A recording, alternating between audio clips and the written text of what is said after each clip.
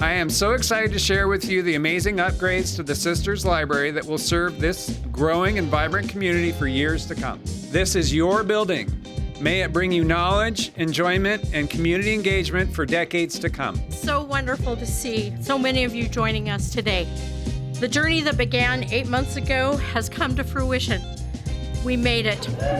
Okay, let's get this party started. We ready?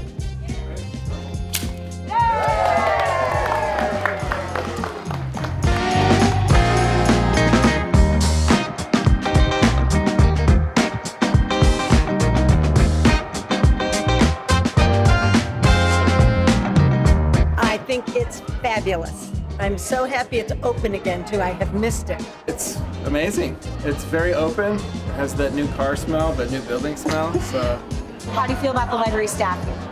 Love them. Especially while the library was closed, they were amazing.